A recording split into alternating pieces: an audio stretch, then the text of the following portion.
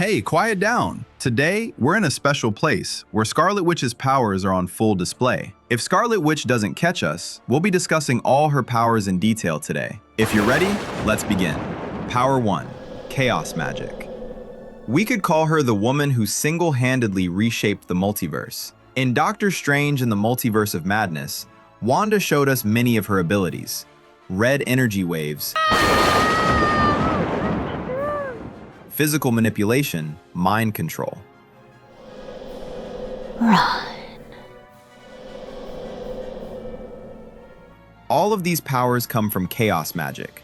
The most striking scene we saw was the sequence where she neutralized the Illuminati one by one. Reed Richards, Black Bolt, Captain Carter, Captain Marvel, and Professor X. All 5 taken down within minutes. And Wanda did this without breaking a sweat or showing a moment of hesitation. Personally, I don't think it made much sense for her to defeat an alternate universe Avengers team that easily. Illogically overpowered characters have always turned Marvel viewers off. That's exactly why Captain Marvel received so much criticism. What do you think about this? Let's get back to chaos magic. What truly makes chaos magic a real power is this. Wanda didn't learn it. It came naturally. She was born as the Scarlet Witch. The Darkhold amplified it, but the power itself was always there. In the comics? In the comics, the concept of chaos magic runs much deeper. In Marvel's House of M, 2005, Wanda said, "No more mutants," and with a single sentence, she stripped roughly 98% of the world's mutant population of their powers. There were millions of mutants. After this event, only a few hundred with powers remained. This goes far beyond anything the MCU has shown.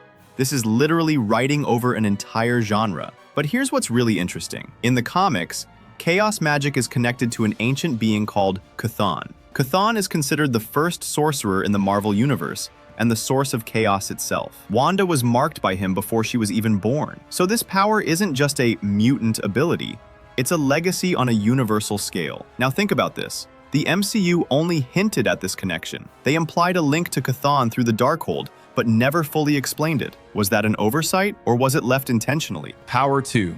Mind control. The moment we first met Wanda in the MCU, in Age of Ultron, Wanda manipulated the entire Avengers team. Thor, Black Widow, Iron Man, Captain America. She hurled their deepest fears right in their faces. She entered their minds and showed them whatever she wanted. Thor saw the fall of Asgard. Natasha was thrown back into her childhood nightmares. Tony found himself confronting his own mistakes. And she did all of this without saying a single word, just a hand gesture. I'll admit, my favorite scene here was when it was Hawkeye who brought Wanda over to the good side. After that scene, I would have loved to see a strong friendship develop between Wanda and Hawkeye, but the MCU ignored that and we barely saw them together. What do you think about that? Let's move on. In WandaVision, this power was taken to a whole other dimension. She pulled an entire town, Westview, outside of reality. She trapped its people inside a fictional TV show. Low-key, this is the most tragic use of mind control because Wanda did it to escape her grief.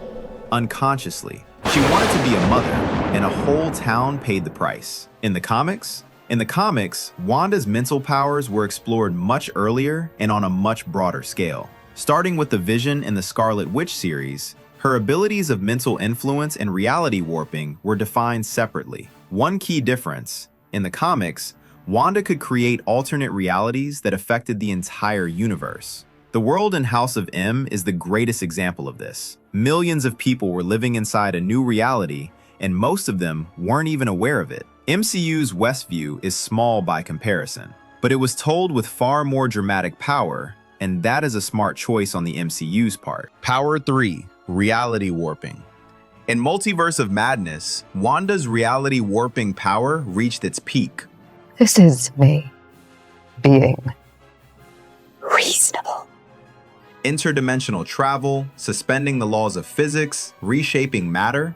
She did all of this with almost no effort. But the film's most striking finale was this. Wanda brought the Darkhold castle on Mount Wundagore down on top of herself in order to destroy its copies across every universe. This wasn't a revenge scene, it was a sacrifice. Sometimes, Wanda can disregard the lives of an entire town for her own desires.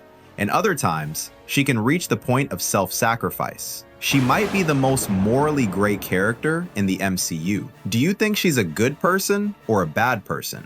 Write it in the comments. In the comics, reality warping is Wanda's defining power. In the Avengers Disassembled 2004 series, written by Brian Michael Bendis, Wanda literally leveled Avengers Mansion to the ground. She caused She-Hulk to lose control and tear Vision apart. Ant-Man, Scott Lang, lost his life. Hawkeye lost his life. A Kree armada appeared. All of this was the result of Wanda's uncontrolled power. And here is where the major difference from the MCU emerges. In the comics, this power often activates involuntarily. Wanda's emotional state directly affects her power.